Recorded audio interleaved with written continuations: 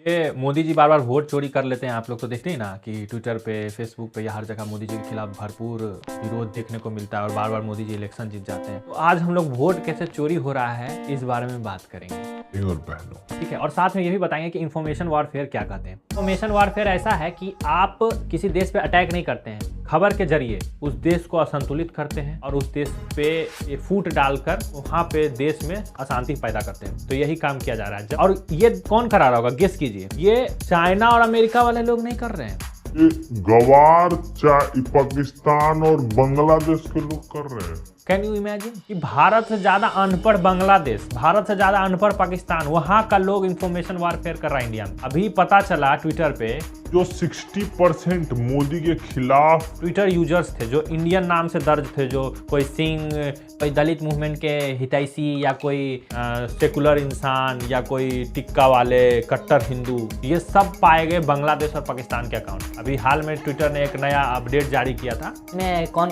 किस देश का है उसका ओरिजिन बता दिया जा रहा है।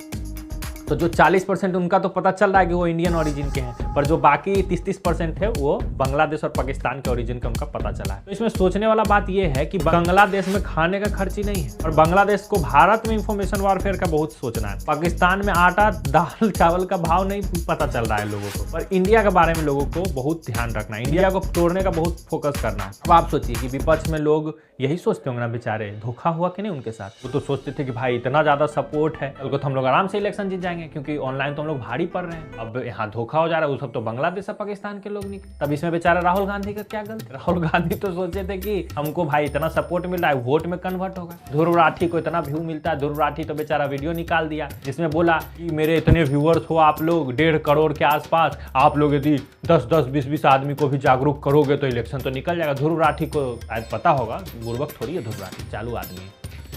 तो यदि उसको जो उसका सपोर्टर उसको पहले से पता हो कि उसका आधा ज़्यादा तो सपोर्टर बांग्लादेश पाकिस्तान का है, तो लोग तो बेचारा नहीं उम्मीद लगाता कि इलेक्शन हार जाएगा, तो पहले समझ जाता कि बीजेपी जीतेगा इलेक्शन। तो देखिए इसी कारण ईवीएम हैक हो जा रहा है। ईवीएम हैक पाकिस्तान और बांग्लादेश वाला कर ले रहा है, समझ रहे ना बात। अब इंफॉर्मेशन वारफेयर पर सोचिए, जो बांग्लादेश के बारे में हम लोग कहते हैं कि वहाँ का लोग गरीब है, यहाँ पर आ जाता है, वो बांग्लादेश वाला आगे यहाँ वोटिंग भी कर रहा है। पता है ना आपको, वहाँ से बॉर्डर से घुस जाता है, 1-1 साल 2-2 साल आया हुआ कितना लोग को हुआ है, वो लोग आके वोट कर दे रहा है। मतलब किस हद तक पाकिस्तान और बांग्लादेश का पकड़ है हम लोग के देश में, और हम लोग मूर्ख लोग आपस में लड़ रहे हैं। अब आप ये सोचिए कि जो शुरुआत में एक कहावत है, fake it until you make it, उसमें होता क्या है ना कि तब तक झूठ बोलो जब तक वो सच ना बन जाए। एक कहानी बताते हैं। एक आदमी था जो बाछी दी थी, बाछी बड़ा होते तो गाय बन जाती है। हम लोग में बछड़ा जो होता है उसका वैल्यू नहीं होता है, बछड़ी का वैल्यू होता है, क्योंकि वो बड़ी होकर गाय बनती है तो उसका अलग टाइप का वैल्यू होता है। उसको बछड़ी दिया गया तो बछड़ी अपना कंधा पे लाद कर ले जा रहा था, तो उसको जो मिले बोले ये तो कुत्ता है। एक आदमी मिला तो वो कहा कि कुत्ता कैसे हो सकता है। फिर दूसरा आदमी मिला, वो भी बोला ये तो कुत्ता है। बेचारा थोड़ा सा कंफ्यूज हो गया कि कुत्ता है। फिर तीसरा आदमी मिला तो वो भी बोला ये तो कुत्ता है। अब वो पूरा कंफ्यूज। चौथा आदमी मिला तो बोला ये तो कुत्ता है। अब तो बेचारा का सर पानी पानी होने लगा कि भाई मेरा तो इतना नुकसान हो गया। पांचवा आदमी जैसे ही बोला कुत्ता, वैसे ही बछड़ी को वहीं पटक के भाग गया वहां से। अब पांचों का पांचों मिला हुआ लोग था, पांचों ठग था।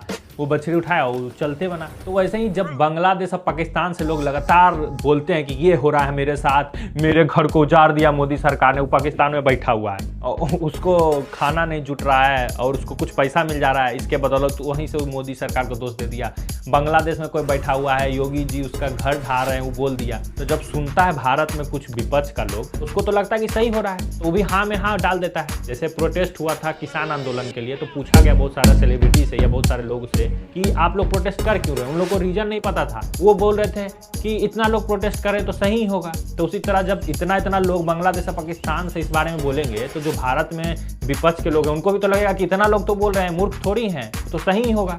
तो वो बहुत लोग इस बात को जाने बिना भी इस चीज में कूद गए होंगे। तो जो 40% आदमी हैं, वो हो सकता है इन 60% के कारण बाद में आए हो सकता है पहले कोई होगा ही नहीं जो इतना भारत के खिलाफ बोलता हो। ये जो आप लोग बोलते हैं कि एंटी नेशनल हो सके, यही दोनों वेव ऐसा क्रिएट किया। विपक्ष का लोग जो कभी सपोर्ट करते थे देश को, एटलीस्ट तो करते ही थे, वो थोड़ा बहुत एंटी नेशनल लोगों के सपोर्ट में चले गए। वो अभी भी एंटी नेशनल नहीं है, पर थोड़ा बहुत शब्द इधर से उधर हो जाता है तो नेशनल एंटी नेशनल हो जाता है। तो जो मेरा बस इतना कहना है कि जो 40% हैं जो कभी शांत रहे होंगे वो इन 60% को देखकर बिगड़ गए होंगे। तो ये हाँ सोचिए कि पाकिस्तान और बांग्लादेश के कारण कितना प्रभाव इंडिया में आया है।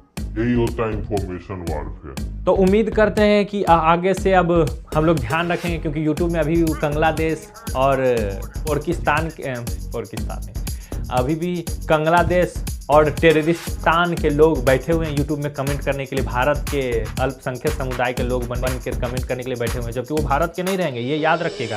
इसी तरह हिंदू मुस्लिम में लड़ाई लगवाया जाता है, तो हम लोग को इस बात को ध्यान में रखना होगा, एकता को हम लोग को बनाए रखना होगा, क्योंकि इनके कारण ऐसा माहौल बन रहा है, ये याद रखना होगा। ठीक है, तो अगले वीडियो में मिलते हैं, तब तक के लिए bye bye, thank you, have a nice day.